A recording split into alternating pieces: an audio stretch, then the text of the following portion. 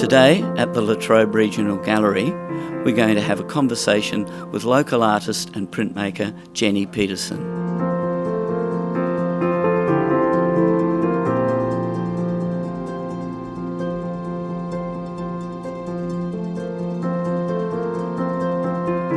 Jenny, your work has been described as being about country life, and your work is full of textures and patinas and histories. But I'm wondering if there's more than just the work being about country life. So my work has changed a fair bit over time, I guess, but what constantly drives it, I think, and I've only worked this out in more recent years, it's driven by objects.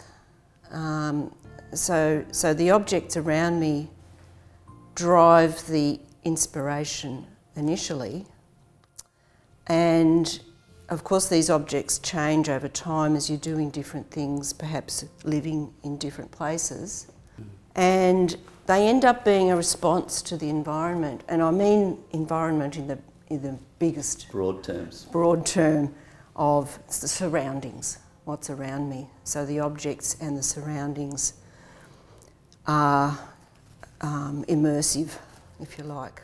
Yeah, so some of those things that you've kind of found in your environment are things like road signs, and you've done a range of works with road signs, and we have one in our collection called Merge.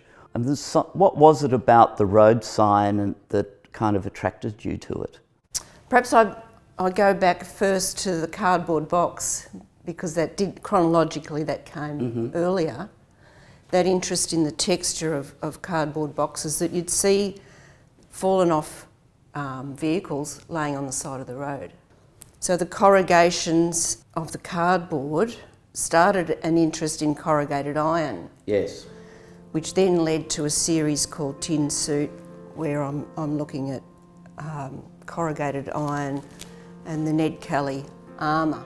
That's right, the Ned Kelly story. Because the road signs, such as Merge, are about providing a direction, providing an instruction, and some of that idea of kind of providing instruction, providing boundaries has come into later works with kind of mapping and notions of the land. The broken road signs I physically collect. The surfaces of those become the printing plates.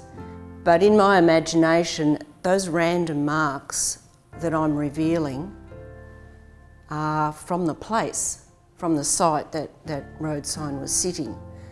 So it's like a history of the physicality of that object again. Yeah, and in your helmet piece, you actually put marks over the top of the Kelly mask, the Kelly corrugations to do a similar thing. Yes, so much more intentional and imposed, if you like. Yes. Whereas the road signs for me are more interesting because the randomness is uncontrolled and you can't get that sort of mark. No, that's a patina that comes from its life, and it's kind of a ghost of the lives that it's led.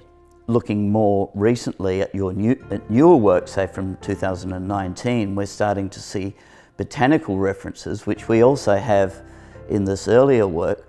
But what I wondered about with the recent botanical references was almost like whether nature's overgrowing the signs and the paddock.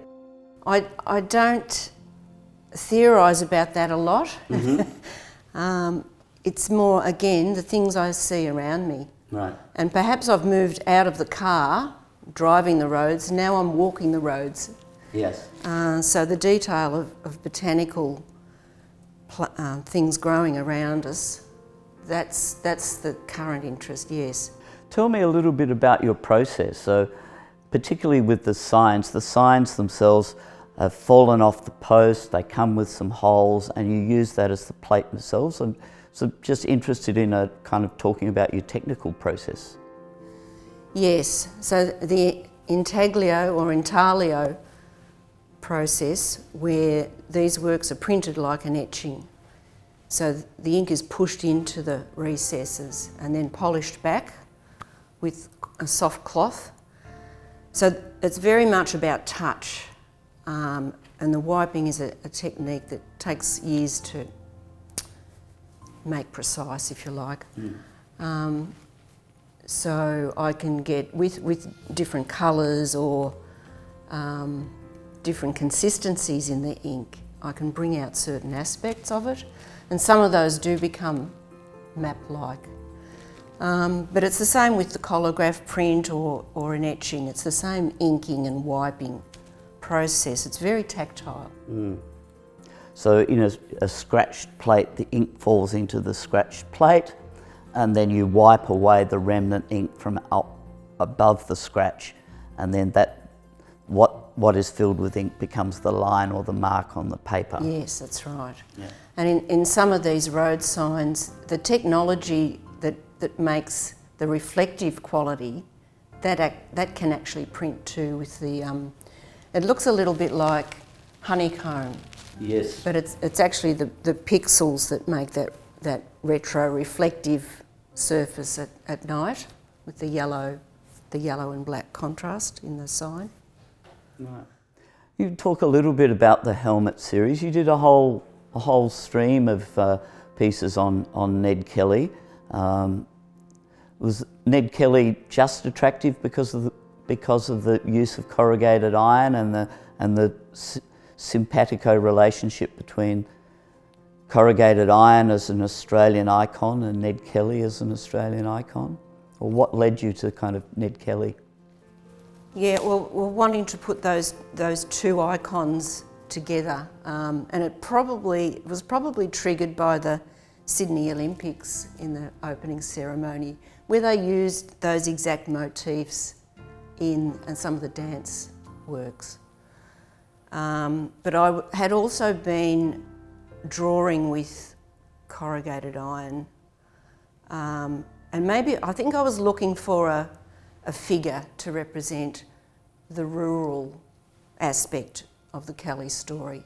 You know, that hard life they had in northern Victoria as a struggling family. That connection, you know, reading that as a farming story, right, rather than a crime drama or a bushranger story. Just thinking about the struggle on the land and the early use of corrugated iron in our housing in Australia. I'm just putting those old sheds and imagining a figure together. Yeah. Thanks, Jenny. Thanks for sharing your stories and the information about your work with us. That's fantastic. Thank you very much. Thanks, David.